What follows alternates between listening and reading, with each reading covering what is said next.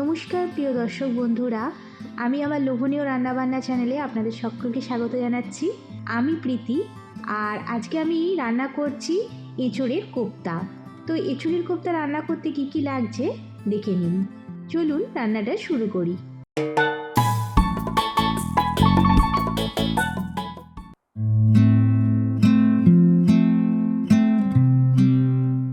এঁচোড়ের কোপ্তা বানানোর জন্য আমি আধখানা এঁচোড়কে এরকম টুকরো টুকরো করে কেটে নিয়েছি।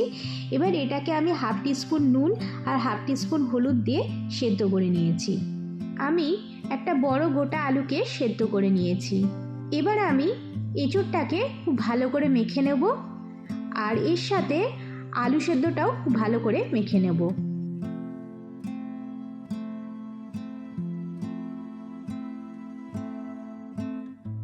দেখুন, এঁচোড় আর আলুটাকে আমি খুব ভালো করে মেখে নিয়েছি। এবার আমি এর মধ্যে 1 টিস্পুন আদা আর রসুন বাটা দিয়ে দিচ্ছি, 2 টিস্পুন দিয়ে দিচ্ছি পেঁয়াজ বাটা, হাফ টিস্পুন জিরের গুঁড়ো দিয়ে দিচ্ছি, হাফ টিস্পুন দিয়ে দিচ্ছি লঙ্কার গুঁড়ো, হাফ টিস্পুনের একটু কম নুন দিয়ে দিচ্ছি। নুনটা আপনাদের স্বাদ মতোই দেবেন। 1 টিস্পুন দিয়ে দিচ্ছি চিনি, হাফ টিস্পুনের একটু কম হলুদ গুঁড়ো দিয়ে দিচ্ছি। এই হাতার 1 হাতা বেসন দিয়ে দিলাম, 2 টিস্পুন চালের গুঁড়ি দিয়ে দিচ্ছি। এবার আমি এটা মেখে দেখে নেব বাইন্ডিংটা ঠিক আছে কিনা।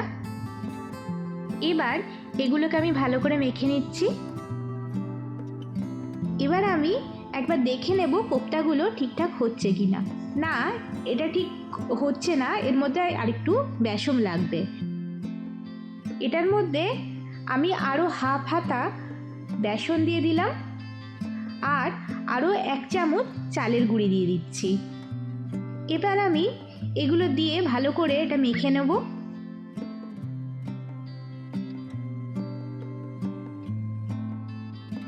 এই বেসন আর চাল গুঁড়িটা মিশিয়ে দেখুন, এবার আমার কোপ্তাটা ঠিক হচ্ছে। এবার আমি এরকম গোল গোল করে এক একটা বল তৈরি করে নেব। দেখুন, বলগুলো সব তৈরি হয়ে গেছে।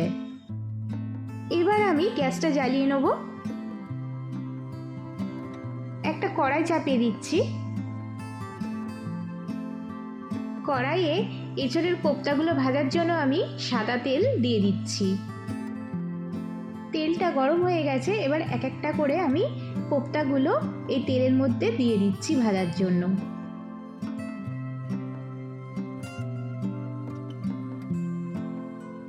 আমি এই কোপ্তাগুলো ভাজতে ভাজতে এই কোপ্তাগুলোর ওপরেও আমি একটু তেল দিয়ে দিচ্ছি। একটা পিঠ ভাজা হয়ে গেছে। এবার আমি এগুলোকে উল্টে দিচ্ছি, আর একটা পিঠ আমি ভেজে নেব। এইগুলো আমার ভাজা হয়ে গেছে। এবার আমি একটা পাত্রে তুলে রাখছি।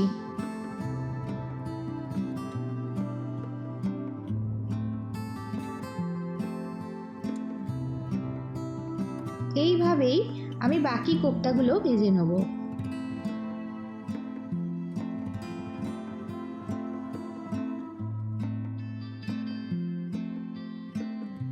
বাকি কোপ্তাগুলো আমার ভাজা হয়ে গেছে। আমি এবার একটা পাত্রে তুলে নিচ্ছি।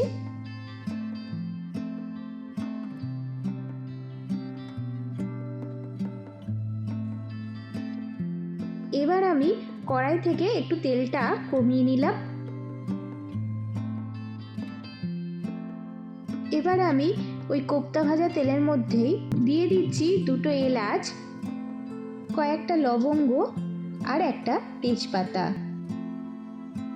হাফ টিস্পুন গোটা জিরে দিয়ে দিলাম। ফোড়নগুলো একটুখানির জন্য আমি ভেজে নেব। ফোড়নটা একটু সামান্য ভেজে নিয়ে আমি এর মধ্যে দিয়ে দিচ্ছি 1 টিস্পুন আদা রসুন বাটা, 2.5 টিস্পুন দিয়ে দিচ্ছি পেঁয়াজ বাটা,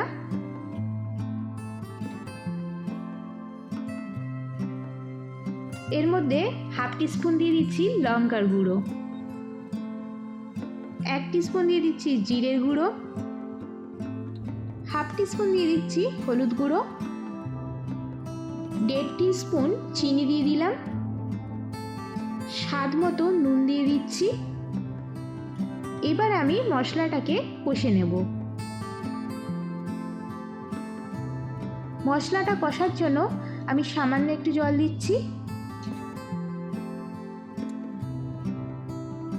জল দিয়ে মশলাটা আমি কষে নেব।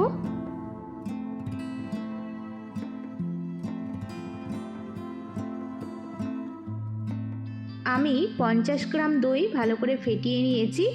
এবার আমি এর মধ্যে দইটা দিয়ে দিলাম। এগুলো দিয়ে ভালো করে মশলাটা কষিয়ে নিচ্ছি। আর আমি যখন দইটা দিয়েছি তখন কিন্তু আমি গ্যাসের আঁচটা কমিয়ে দিয়েছি, নয়তো কিন্তু দইটা ফেটে যাবে। মশলাটা দেখুন ভালো করে কষানো হয়ে গেছে। এবার আমি এর মধ্যে জল দিয়ে দেবো। আমি মশলা ধোয়া জলটা একটু দিচ্ছি।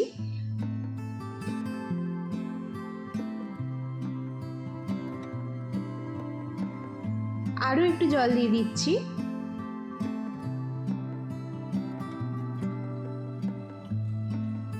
এবার আমি এই গ্রেভিটার মধ্যে এঁচড়ের কোপ্তাগুলো দিয়ে দিচ্ছি।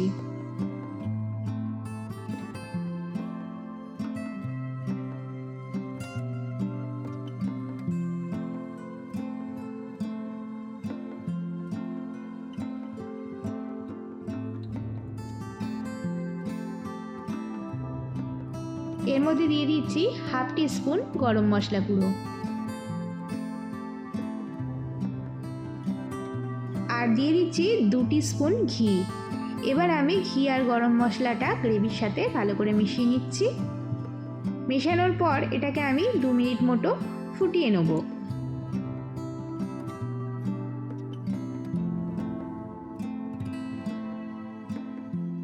ব্যাস তৈরি হয়ে গেছে এঁচড়ের কোপ্তা। তো বন্ধুরা, আপনারাও বাড়িতে এইভাবে এঁচড়ের কোপ্তাটা রান্না করবেন। আর রান্নাটা কেমন হয়েছে অবশ্যই কমেন্ট করে জানাবেন। রান্নাটা যদি ভালো লাগে তাহলে একটা লাইক করে দেবেন। প্রচুর বন্ধুবান্ধবের সাথে রান্নাটা শেয়ার করবেন। আর আমার চ্যানেলে যদি আপনি নতুন বন্ধু হয়ে থাকেন তাহলে আমার এরকম নতুন রান্নার ভিডিও পাওয়ার জন্য অবশ্যই চ্যানেলটাকে সাবস্ক্রাইব করে দেওয়ার অনুরোধ রাখছি। আর খুব শীঘ্রই ফিরে আসবো নতুন একটা রান্নার ভিডিও নিয়ে। নমস্কার।